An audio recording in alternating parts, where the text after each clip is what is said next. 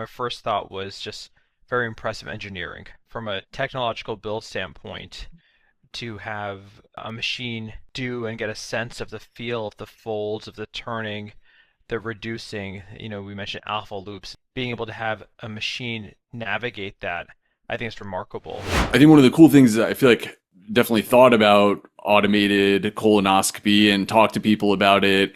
And then to see the video snippets, it's kind of like, oh yeah, there it is. It's happening.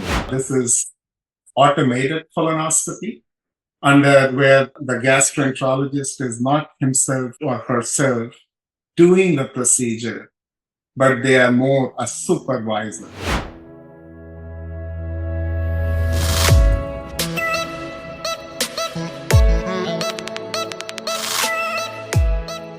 Welcome back, everybody, to the Scope Forward show. I'm back with Matt and Neil, my co-hosts on this adventure.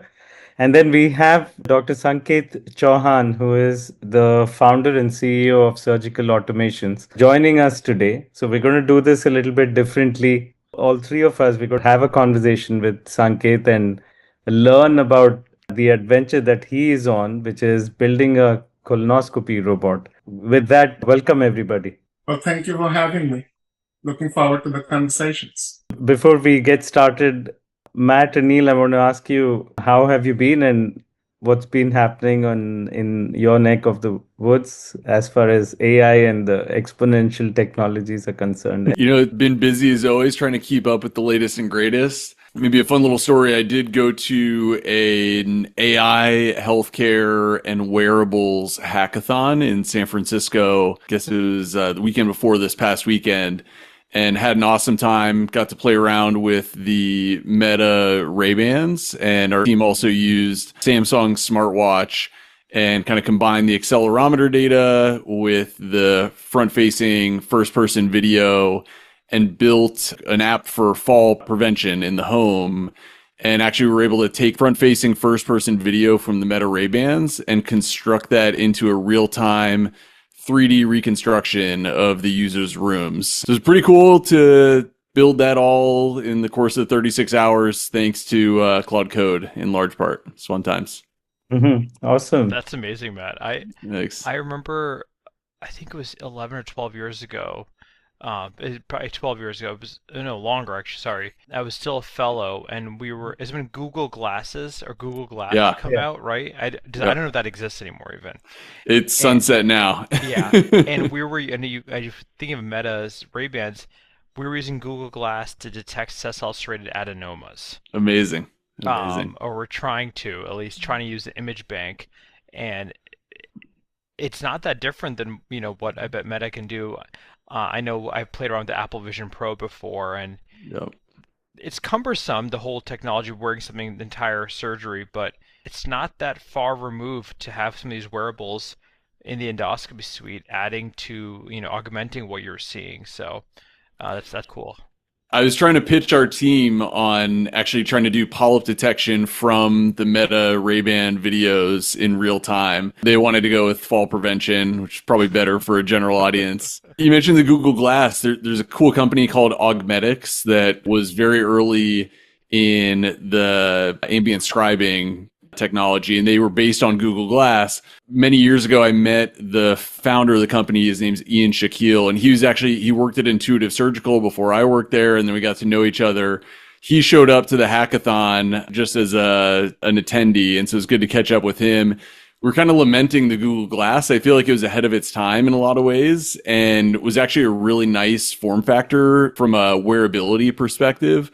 Even the Meta Ray-Bans, I found they hurt my head. They were kind of too tight and a little bit heavy, whereas the Google Glass, I remember being ultra lightweight and comfortable. It was. I actually have a Google Glass story as well. We tried to project endoscopy images from the EHR or the endowriter onto the Google Glass, and then people would see it. And I often bring that story in the GI Mastermind and say how not to do things just for the heck of it. Just because it's cool and sexy, you don't have to build it. There has to be a business model, before you jump in. So we're here with Sanket, and he showed us some exclusive content, if you will, before we started recording. So even before we jump into it, Neil, I wanted your reaction. Oh, we're not going to give the audience a preview of what the technology is. I mean, Yeah, I just we'll hear your reaction and then we'll give a sure. preview. Yeah. Sure. So yeah, so we got a brief snippet to Sanket stuff. My first thought was just very impressive engineering from a technological build standpoint to have a machine do and get a sense of the feel of the folds, of the turning, the reducing. We mentioned alpha loops and different loops, and being able to have a machine navigate that, I think it's remarkable. I think it's something that 14 years in, I still hone my skills on a weekly, monthly basis, and it's something that's really hard, I think, to teach fellows too.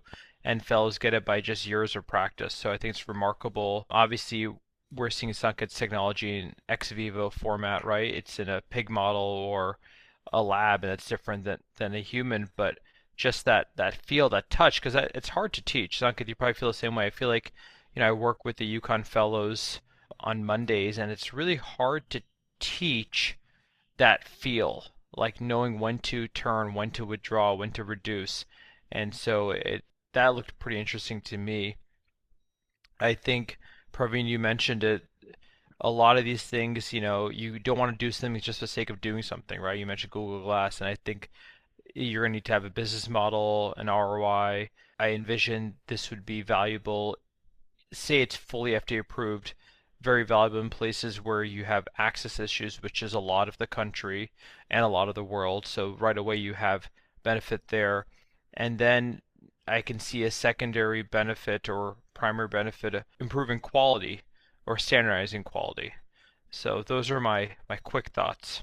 Matt, you mentioned it even today. So you worked with Intuitive Surgical. So I'm sure you had your own reaction to what we saw. It's awesome to see. I definitely have a soft spot in my heart for surgical robotics. When I left Intuitive to start Virgo, it was in large part because I felt like surgery was going to become more and more automated, and just amazing to see another instantiation of robotic surgery. I think one of the cool things that I feel like definitely thought about automated colonoscopy and talked to people about it. And then to see the video snippets, it's kind of like, oh yeah, there it is. It's happening. It makes sense. And it feels a lot more real.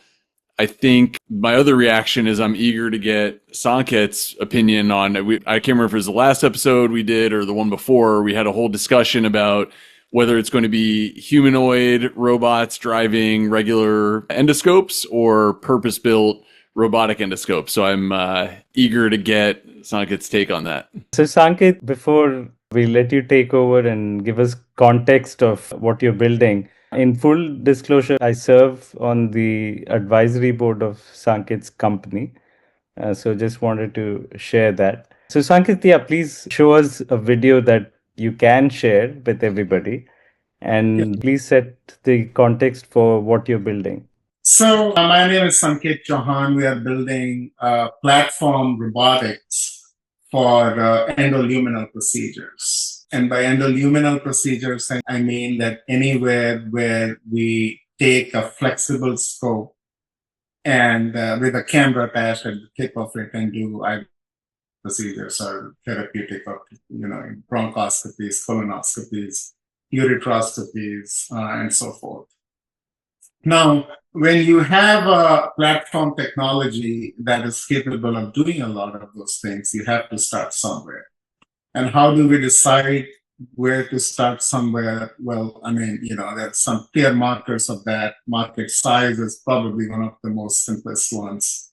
And when you do the analysis of the number of colonoscopies these perform, and that's a clear winner right there, as compared to the number of ureteroscopies that are performed, for example. So now the interesting part about ours is that this is automated colonoscopy, under where the gastroenterologist is not himself or herself doing the procedure, but they are more a supervisor. So think of like the Tesla's, full self-driving.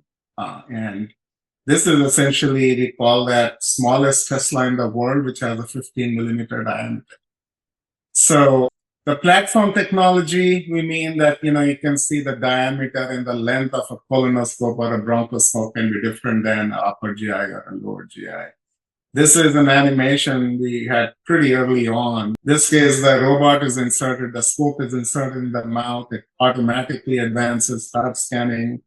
If it finds something, it flags it. In this case, it finds an ulcer, recommends a biopsy. Forceps are attached next to the robot. It advances on its own. It gives a trajectory of where it's going to go. And once the physician okays it, it's going to go and take that bite. Then this is an example of colonoscopy. Again, it's going to look for normal anatomical landmarks. If it finds something, it's going to flag it. In this case, finds a polyp, recommends a polypectomy. Snare is attached next to the robot, advances on its own. It's going to give a trajectory of where it's going to go. And once the physician is it, it's going to go and, take that bite. Now, granted, this is an oversimplified version of this animation, but this is kind of what we have been working on. And the technology, the way this works is exactly how we are trained as physicians. And the way we are trained is that, there are two specific things in a surgical procedure that we do. Number one is identify the surgical anatomy, right? That we know, okay, where to go, where not to go. This is where we can find this particular nerve or this particular vessel. You have to stay safer. And the way we know that, because throughout our years of training with medical school, residency, fellowship, doing the procedures and attending, we know the anatomy.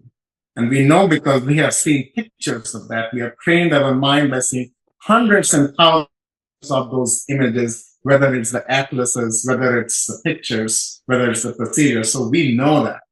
That is what the AI is doing in our robot, right? That one step is done by AI of identifying the surgical anatomy. And then the second part as physicians, what we do is that we process that information in our brain, and then that goes to our hands where we are doing the psychomotor skills, whether it is torque or insertion or retraction.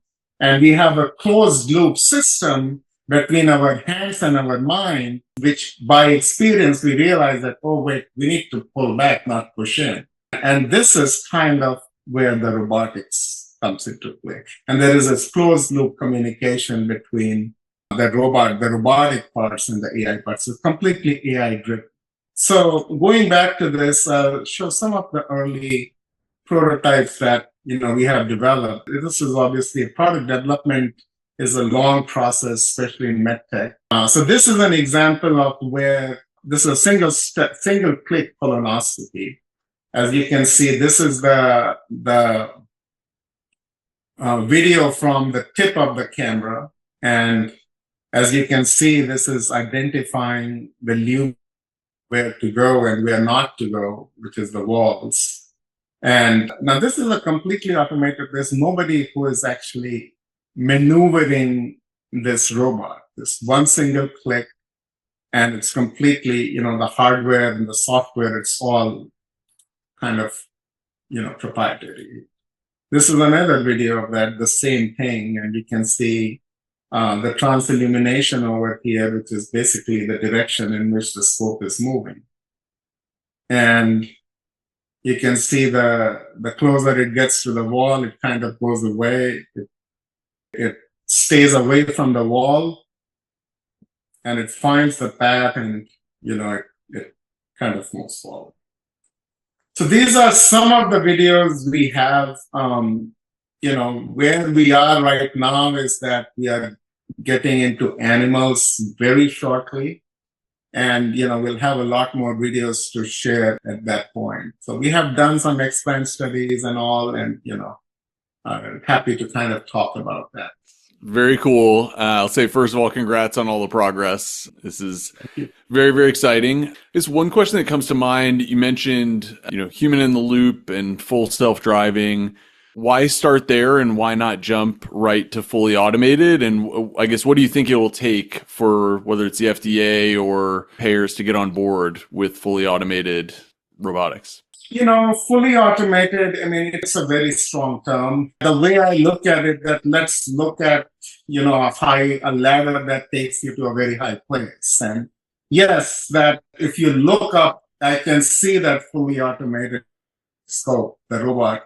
And that's a great vision to have. But, I mean, I'm more of a day-to-day operationally focused person. And what I'm really looking at is the first step right now. And I don't believe that is fully automated. We will get there. We are not there yet. There's a lot of, we are not in the business of technology. We are in the business of evidence-based medicine. And evidence-based medicine not means that what can be done once. It means what can be done in a meta-analysis of randomized controlled trials with minimal complications rates. If that is where you want to go, it's a long process.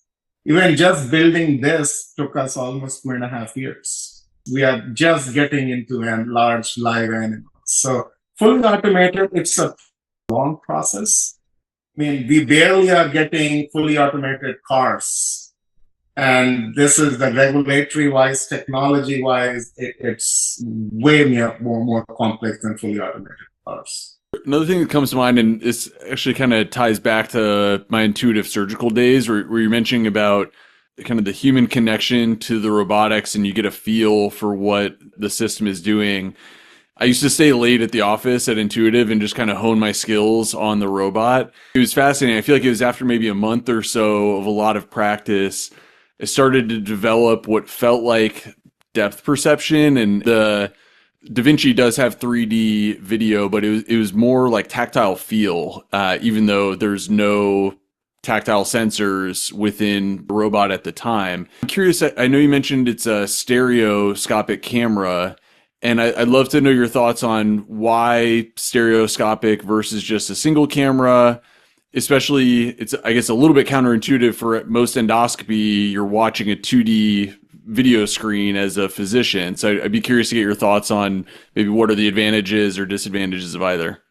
So when the intuitive surgical came in, the late 90s, early 2000s, what it did to the laparoscopic surgeons was that who have never seen a 3D, never seen that level of magnification. They have never sat down on a chair and done a procedure. The best part, sitting down.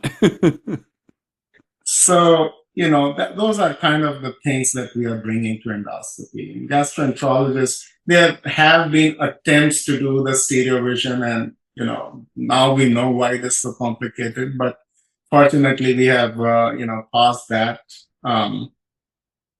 But just the idea of having a gastroenterologist not staring on a screen standing next to the patient, but sitting comfortably on a chair and looking at a monitor or, getting a depth perception for that, especially, if you are getting into those sessile polyps and you need to raise some of these things, it come in very handy when you are doing that perception. As a matter of fact, I mean, Praveen, yourself has been to our office and you've seen that 3D view.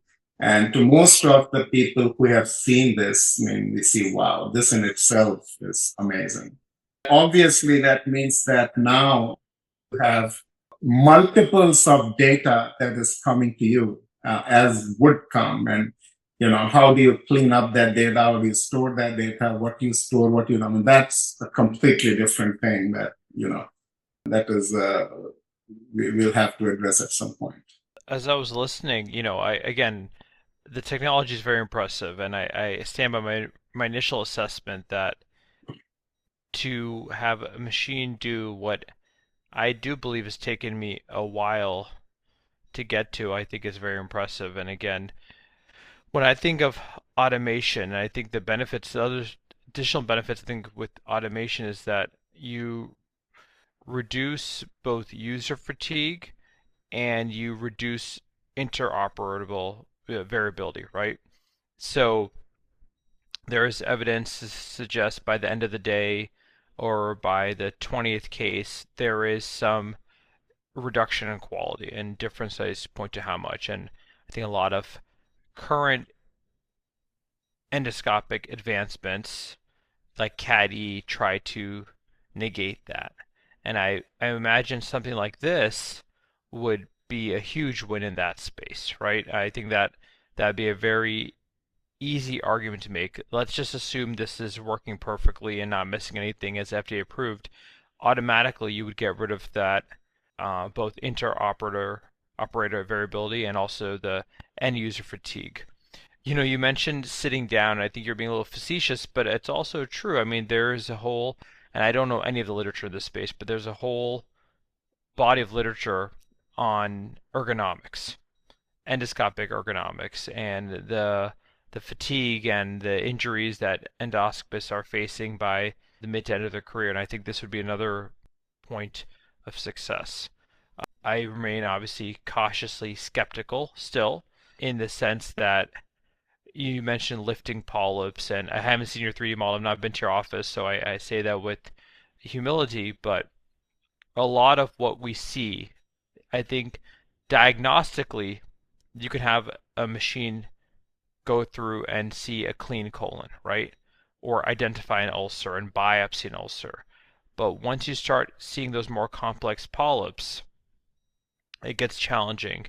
The decision making, and again, you'll have a human in the loop to help with the decision making, but I'd be skeptical right now of having a a robot remove a complex polyp.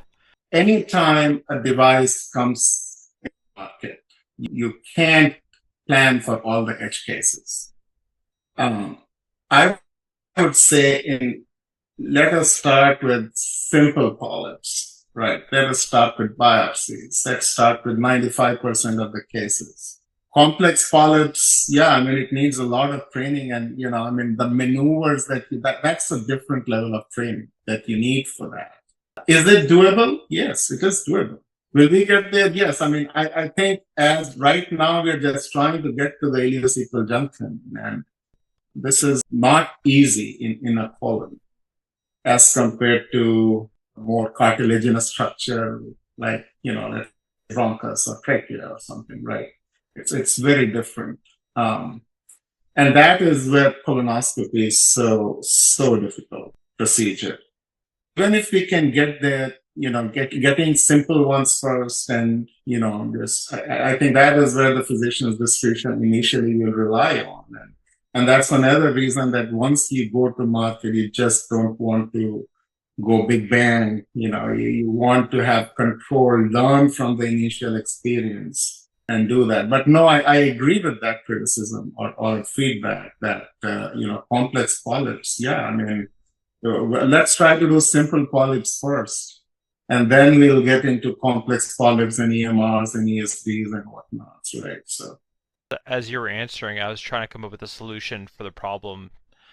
And again, I don't know how this works from an engineering standpoint, but you could have similar to what I don't have a Tesla or a Waymo, but similar to what I imagine those work like is that they have autopilot, but when you need user overdrive, could there be a way while this is, you showed the two wheels that are navigating, you could have the endoscopist, okay, we've now identified a polyp, right?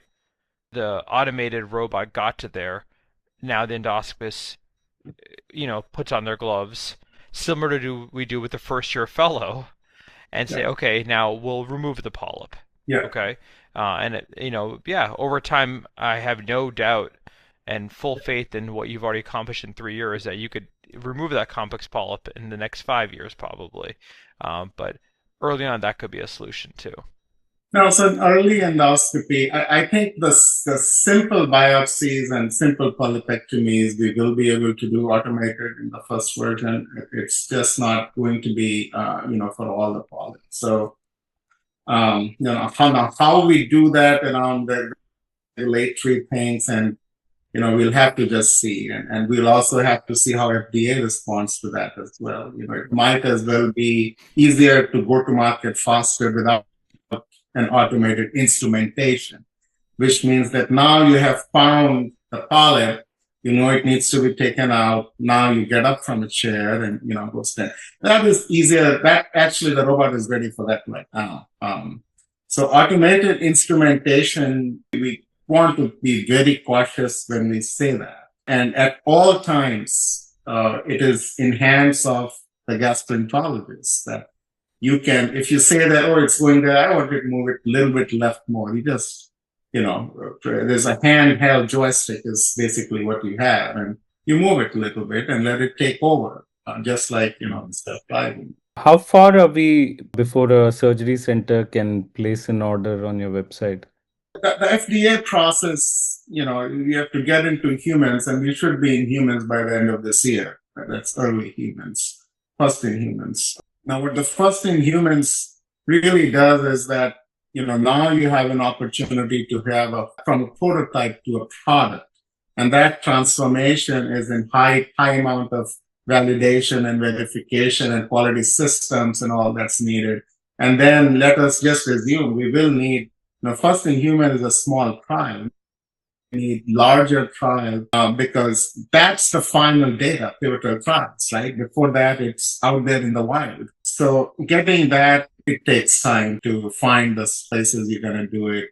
So right now where we are, 29 is where we have our projections for FDA approval. So you might be able to order that from 2030.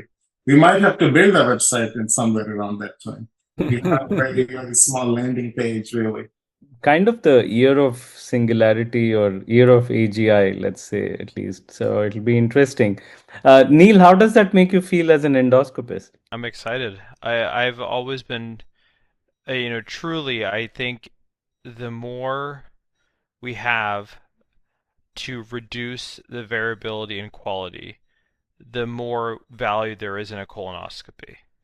And I think on multiple levels, wearing my multiple hats, this has come up over and over again. As non-invasives come into the space, and I think there's a role for them in screening, there's two things are going to happen.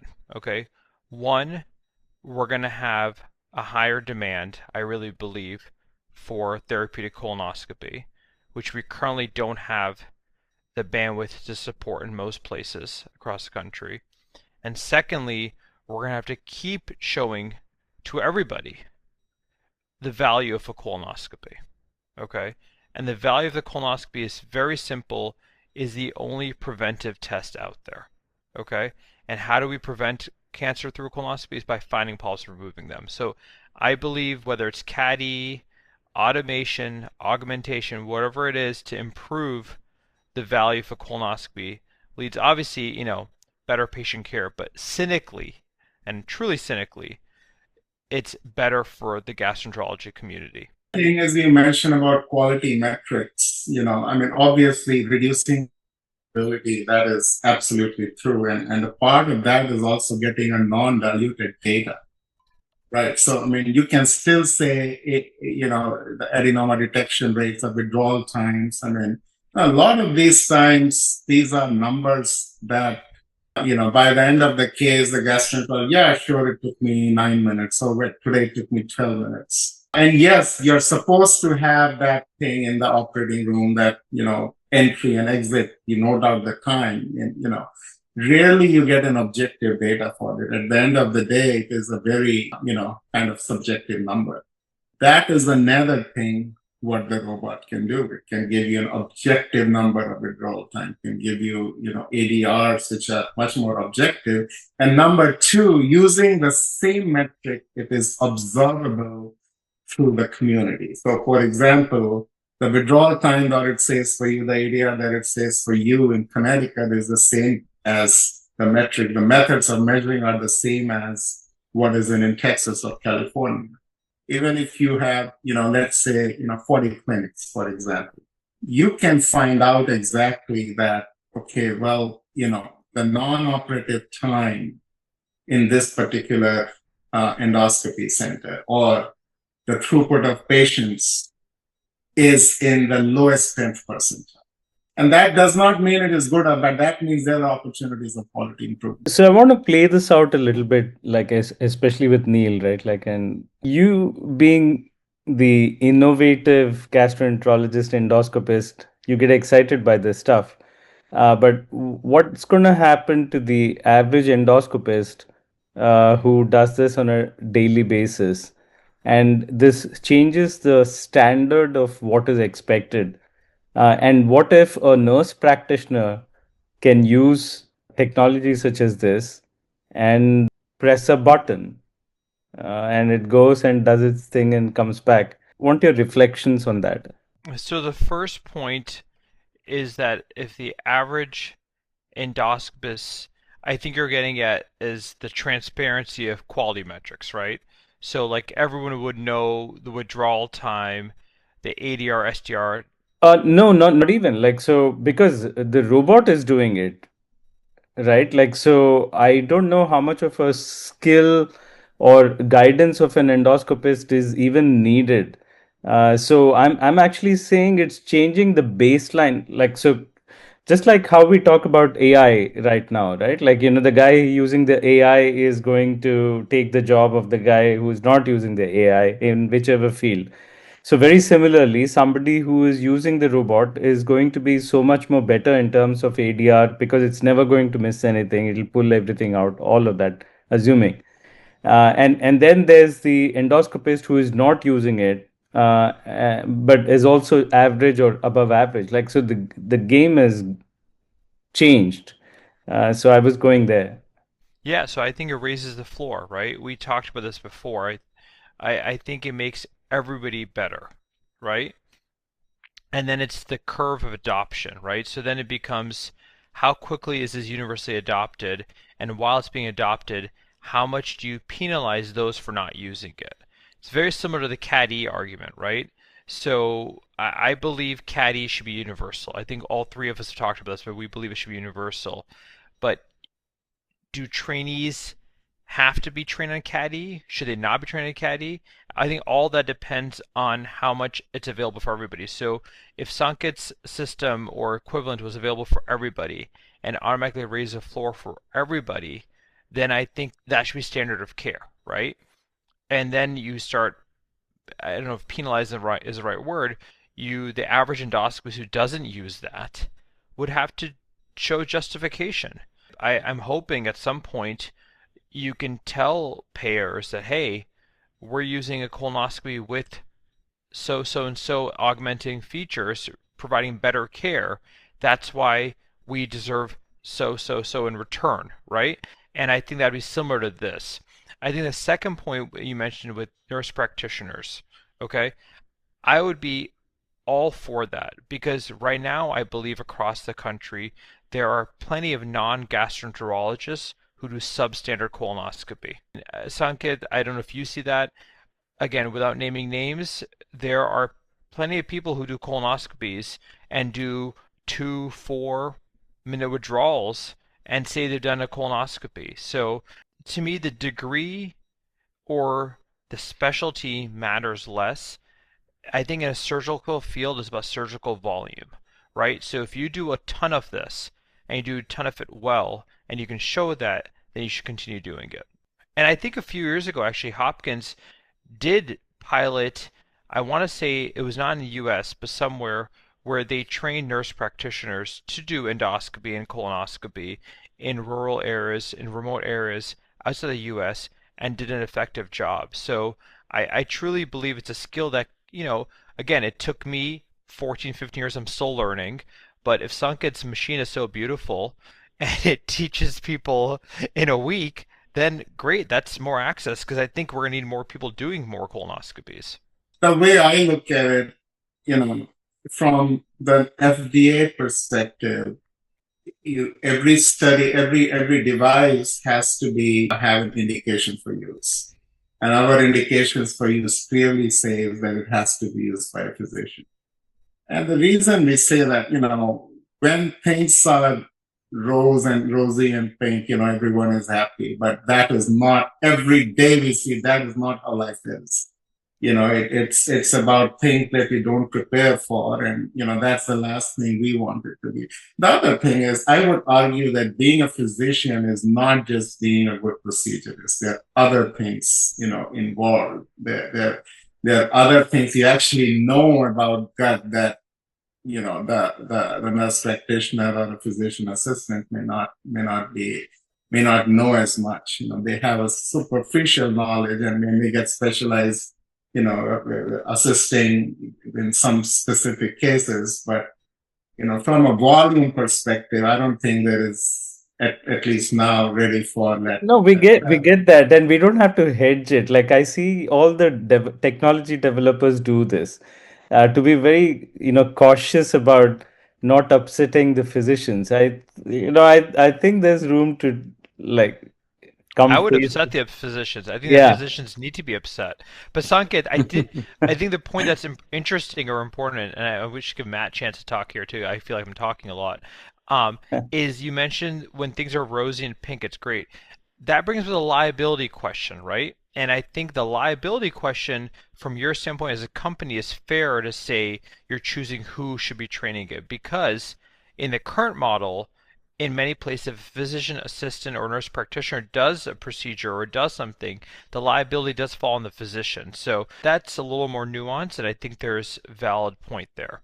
I'm kind of curious getting back. I just have to ask the question. That was my initial reaction is, so Elon just gave an update in the Tesla earnings call last week, and they're planning to start production of Optimus, like real production of the Optimus robots this year, and are projecting a significant ramp up next year.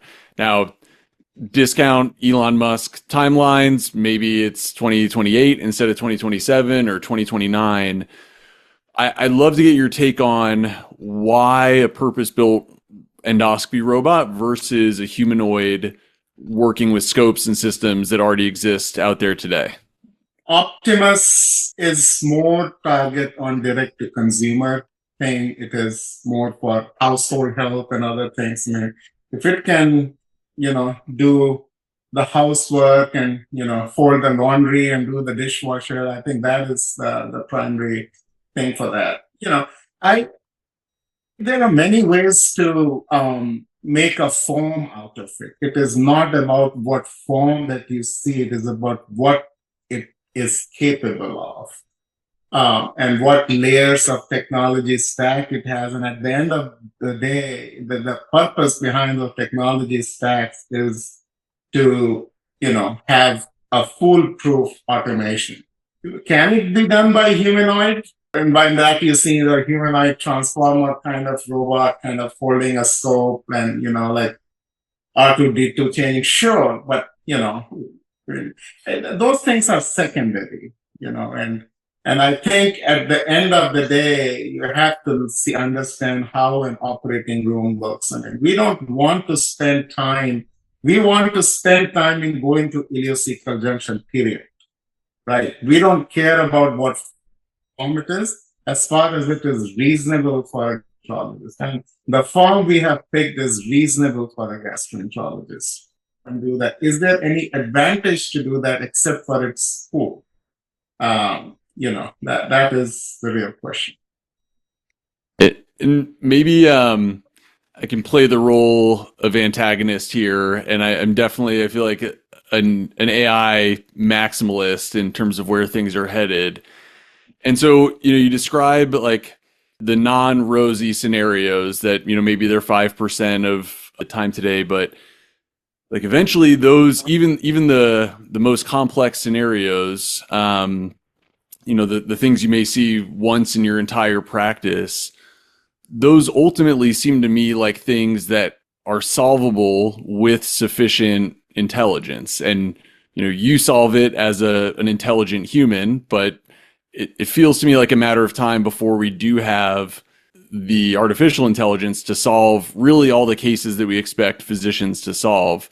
And from a kind of like economic perspective and market forces perspective, it does seem like we're sort of beating around the bush a little bit, where like the payers who are paying for all these procedures, our health system seems like it is kind of craving for fully automated, ideally no human labor endoscopy, just like we see with the full self-driving cars. So maybe it's a little uncomfortable now, and but I'd love to get your take on, is that Is that the future you also see? And can you put a date on when you think that happens? So you're saying fully automated colonoscopies where Like the Waymo I took in San Francisco for the right. hackathon. Yeah. Well, so when Waymo came out, I think it was a couple of years back, first time. First of all, there were like at least 10 years, 15 years of Google research behind that. And it was only in San Francisco downtown because I wanted to take a Waymo to the airport. It won't take me, right? Yep. I just took it. I just took and- it to the airport. They finally Right. have access to the airport. It's amazing. Right. Right. And so I mean what point I'm getting at is the iteration cycle of it and the more learning of it, because there is a reason it was just available in San Francisco downtown, right? And there is a reason that 2 years later now you can take it to that. And you know, we want to be responsible about when it hits the market, right? Even if pivotal trials are great with full automation, you know, you don't know anything till you get to the market.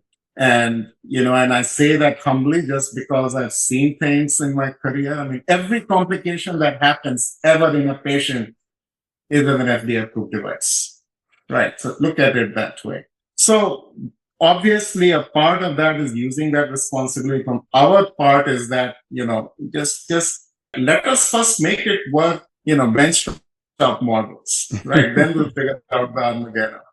Right now, what I can say is that our version, the current version, Gen 1 we have, you'll be able to see in market on 2029, 2030. And, you know, maybe at the same time in our labs, I can show you full automation.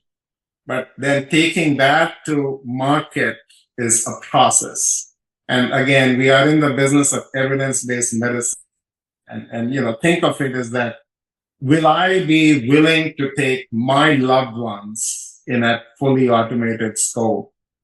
You know, and if I'm comfortable with that, then yes, it will be in the market. The day I'm comfortable with that, you know, it will be in the market, you know, maybe 2 years after that. The uncomfortable reality is that Sanket, coming from a GI standpoint, I agree with that. I think that there's going to be time for us to trust robots to do this. Okay? But I think the reality is there will be probably some competitor to surgical automations that's going to do the fully humanoid procedure, right? Without a human in the loop. And then I'm pretty sure the decision will not be up to me, you, Praveen, or Matt as to which systems will roll out. And I think in the short term, the consumer may get a choice, and I don't know which one will cost more initially, but you'll get a choice. Do you want to do this with a human in the loop, or you want to do this fully automated? And this is how long you wait, and this is what the cost is going to be. But I believe the reality is going to be there will be a fully automated colonoscopy system without a human in the loop. So you are saying that yes, market conditions do play a role in acceleration of technology.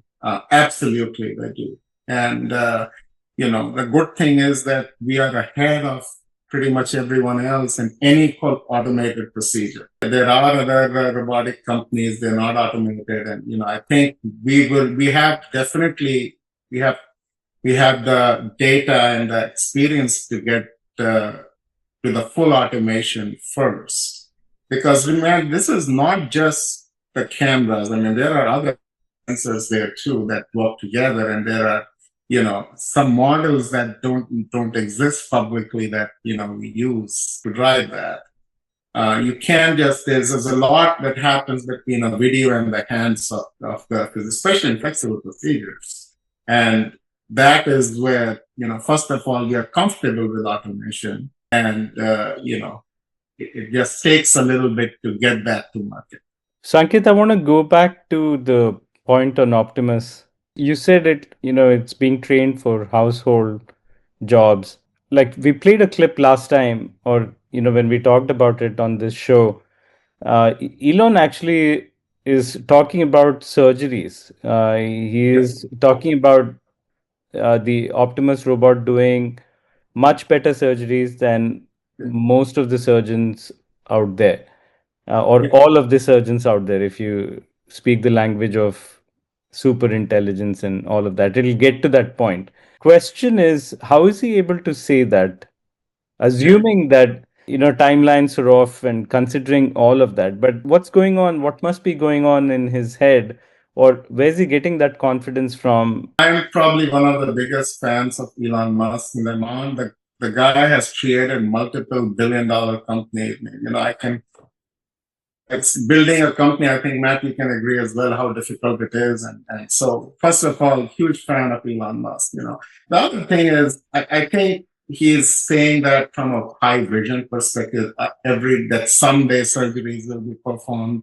Not every surgery are the same, No, right? so no, he didn't say someday. He said 3 years. Do you think Optimus will be a better surgeon than the best surgeons? How long for that? 3 years. 3 years. Okay. Yeah, like 3 years when he's saying that you have to see where he has a neurosurgery company, right? He's a neural company.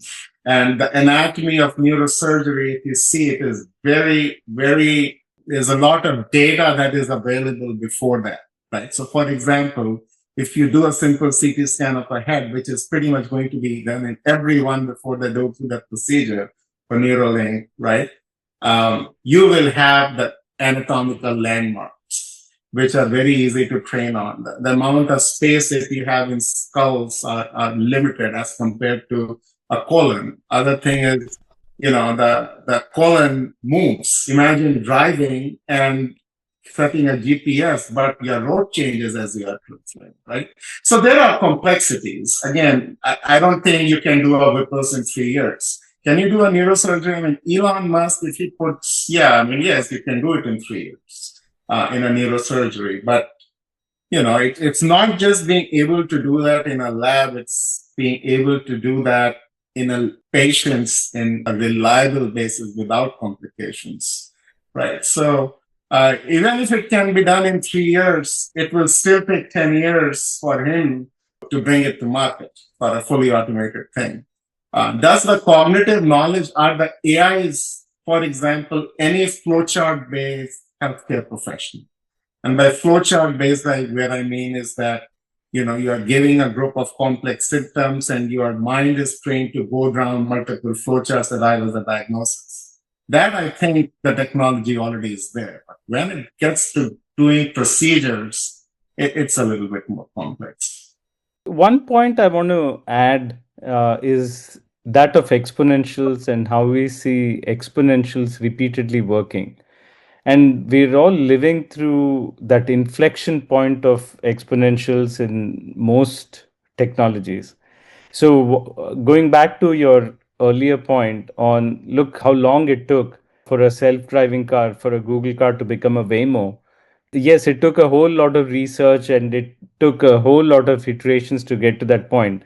But once you get to that point or are closer to that point, things accelerate very, very quickly. It's a hockey stick exponential curve. Now we are seeing this, and that is one. Second is the convergence of various technologies. For robotics to get better, or for self-driving to get better, for example, NVIDIA chips have to get better. And for the sensors have to get better. Then the vision capabilities have to get better. Like, so the radar capabilities have to get better. So each of these technologies are hitting an exponential curve right now. So the world is very different than it was 5 years ago. And the world will be very different by the time your website goes up and we can place an order. Right? Like, so it's going to be very, very different. It's hard for the human mind to grasp that. I'm just trying to say that, like, we don't know. I would even err on the side of expecting the unexpected to happen and things shaping up very quickly in ways that we are probably not thinking. So, yeah, I just wanted to put it out there. I just kind of build on that. I know it's a stated goal is the right word, or kind of strategy for Tesla is to leverage what they've done and learned with the automobiles to influence Optimus. And I think there's a question of how much transferability is there in the AI, but certainly they think that the data they've captured with the vehicles is useful to build world models and AI that can help them kind of jumpstart the program with Optimus. And so, I mentioned before I'm a bit of an AI maximalist, and I try to remind myself to forecast more aggressively than I think is reasonable. And I feel like even doing that, still often end up surprised at how fast things move. And I think, Praveen, the way you put it of the convergence of the technologies has a lot to do with the speed. And I would argue that if he's able to do neurosurgery in 3 years, with all due respect to all the gastroenterologists out there, I think what I do is much, much, much easier than neurosurgery. So if Optimus can handle neurosurgery with whatever data it gets, it can do my colonoscopy. To that point, for my time at Intuitive, like the two biggest things that we heard from physicians all the time, they loved sitting down. They'd tell us that, like, many physicians told me that sitting down extended their career by multiple years, which is amazing. And then I think the second biggest thing, and I must have done like hundreds of test drives with physicians and trainees, and the precision and the control and the tremor filtration and the kind of like magnification of movement that they were afforded with robotics was a huge benefit. So they could do these, like, human scale movements that would get translated via robotics to miniaturized, very well controlled movements.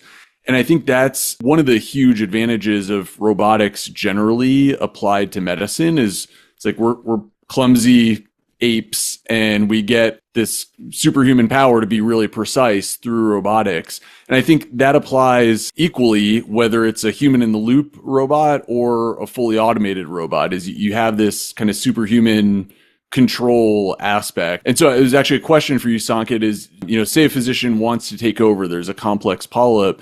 You mentioned there's a joystick, and do you have that sort of fine-grained control and tremor filtration, things like that, built into the system? Tremor filtration things, they happen because of human hand. The robot has no tremors. And that is kind of because the traditional robots, intuitive is what we call a master-slave relationship. Essentially, that whatever you are doing, it's augmenting that, precising that. So just imagine if it's augmenting that, then if you have tremors, it's going to augment that too. And that is why it was so important for Intuitive to say that, well, your tremors is not going to be augmented, right? So in our case, it's a different technology. Actually, this is the first robot of its kind that is not a master-slave relationship. It is automation. It's a different technology, right? So that is why, those tremor filtration kind of things matter a lot to us. But there are the similar software layers that we have to have because you still have peristalsis and the patient is moving and all that. So that's the same software stacks we do use, but not necessarily for tremor filtration. Very cool. I want to do a thought experiment as we begin to wind down. So with this in place and with AGI moving in the direction of AI superintelligence in place, I want all of you to imagine what a day in the life of a gastroenterologist would look like in 2035. I've been asked this question, but I'm curious to know what you all think. It's funny that that's the topic I'm supposed to speak at the GIA national meeting, but it doesn't say 2035. It just says a day in the life of a gastroenterologist. Probably, I'm assuming 2026. I have no engineering background, as Praveen and Matt know, so I'm just gonna go based on what I think is gonna happen in 2036. You said 2036, 10 years from now. I believe we're gonna get the opportunity to spend more time with patients in a non-endoscopic setting. I think there'll be more time for the pre and post discussions and disease management that will still require the many years of clinical experience to come up with a decision and treatment plan. And I think that will be further enhanced because there'll be tools to help us, whether it's fully humanoids doing the procedures or human in the loop in the procedures. I think that will be not. Currently, we're at a point where we can't keep up with the number of gastroenterologists, because we can't keep up with the number of procedures, right? I mean, that's happening across the country. We're hiring many more advanced practice providers to be in the office setting so that we can focus on the procedure side just to keep up with the volume. I think that balance will shift. Yeah, I think that 10 years from now, it's going to be a very different society we'll be living in. I don't know what form of jobs will exist. How do we get income? But if there is that level of automation, that may not even take 10 years, frankly. That might be 5 years down the line. That the level in everyday's jobs, the amount of automation needed, like what is the general public doing? And the problem is that if that creates unemployment and robots are doing everything, then that creates a deflation in the economy and all that's not sustainable, right? So what kind of societal things, what kind of society existed before iPhones? I don't remember that. I remember that finally, but before social media. So it is going to be very different that what happens to people who are either out of jobs and, maybe jobs would be outdated. Who knows? Maybe in 2036 we'll be sitting and say, oh, we used to have jobs for living, we used to go to work. And that frankly is very possible. The reason I'm bringing up for community is because the community, whatever happens in the rest of community kind of follows in healthcare as well.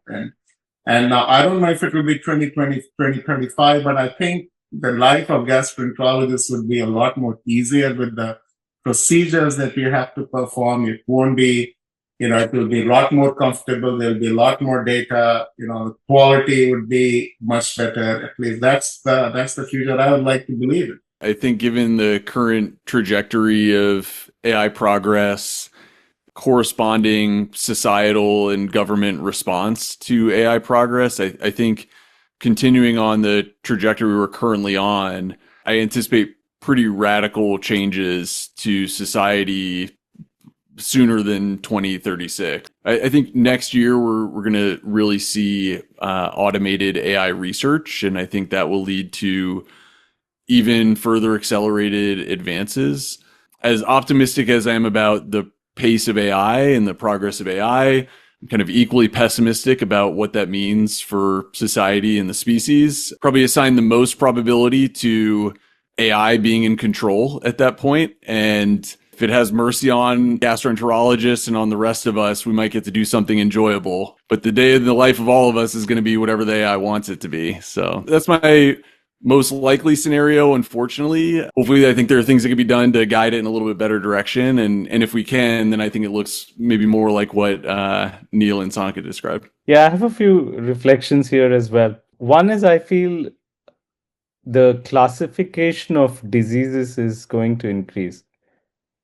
So the baseline will get covered. So we're going to find newer medical conditions, newer diseases, and we're going to classify them. So it may be the same thing, but a little variation here, a little variation there. And all the baseline stuff that currently humans are doing will be automated or will be done differently. And the example that I reflect on is how we are writing nowadays. So if you need to write, how we wrote pre-LLM days and how we are writing now, there's a sea change. Very similarly, how we are doing software programming, software engineering, I think is giving a good indicator as to how all the other fields are going to follow, provided that we train the AIs and the robots on what we want it to do. If we don't train, it's not going to happen. But if we do, then it will take over and it will get better. So if it is going to get better and if it will take over our current tasks, because the problem case is going to expand, there are going to be more number of GI diseases, like more conditions. So for example, side effects post GLP-1s are new, like they never existed pre-GLP-1s. Like, so this is a new set that gastroenterologists are having to manage. So assume that the problem case is going to increase, whether we like it or not. So humans will now start applying these tools which are having these automation capabilities and moving it in those directions. Or like Matt is saying, maybe AI will direct the humans to say, hey, you got to solve this problem now and then this problem to keep yourself safe. So you better listen to me. And we just say, yes, boss. And then, yeah. I'm reflecting on that direction and trying to copy or think through the software engineering AI model as something that all the other fields are going to follow. Fun times ahead. Yep. Can't wait. Yeah. Now, Well, someone always will have to charge the robots. Don't worry. They can't plug each other in. Sanket, anything that you wanted to share that we didn't ask you or it didn't come up tonight? No, I think we had a wonderful conversation, and I think the way things are going to be in future is going to be, I mean, Yogi Berra once said, right, the future ain't what it used to be, right? So the future is not going to be what it used to be, and we'll see what it's going to be. I think we all kind of wish we all had a crystal balls. Who knows, some invention comes and we solve cancer and we don't need colonoscopy. Who knows? Yeah. Right? If you look at a surgery, when you are literally cutting open a human being and taking stuff out. I mean, how barbaric is that? I mean, maybe in 2065, that's what we would be saying, that surgery used to be a barbaric times, right? You used to cut open the human beings and take stuff out. Now we don't do anymore. We have this GLP-26 or something. I love little nanobots that go in and just nibble away your polyps and you're good to go. If we're still around and able to podcast in 2036, we've got to have a reunion episode for do sure. That. Yeah, I like We should totally do that. So Neil and Matt, any final questions or reflections on for Sanket or with him rather? No, I mean, Sanket, again, really kudos. I think this is remarkable. Praveen, Matt, and I've done this a few times now, and I think the first time we talked, just briefly introduced the idea of, robots doing surgery, and here we have a company that's doing it. So, to me, not being at intuitive surgery like Matt has been, being an endoscopist for this long, this is really remarkable to see. So, again, kudos to you. I think this is great, and I look forward to seeing how this progresses. Yes, thank you. Anytime you're welcome to Dallas, and anyone is welcome to our Dallas office to come look at it. Once you look at it, that's when like, oh wait, this is actually real. Yeah, it does, and I can speak for that. Like, so when I wore those glasses, like, so I could see it in a certain way, and it's very tactile. So when he was not looking, I went and touched everything, and I was like, okay, like, oh, this is how it is to work in a lab building a robot. So it was very interesting, and he has a great team as well. It's amazing. Next time I'm in Dallas, I will definitely let you know and would love to come check it out. And just want to say thanks for joining us. And as one entrepreneur to another, congratulations on all the progress. Keep it up. Can't wait to hear how the animal studies go, the first in human. It's going to be very exciting. Times ahead. Absolutely. Thank you so much for having me. And yes, we are looking forward to this journey, and we'll definitely keep informed. Feel free to call me anytime, email me anytime, text me anytime. If you have more questions, I'm happy to answer those. Okay. Thank you so much. Amazing. Thank you so much, Sanket, and all the best.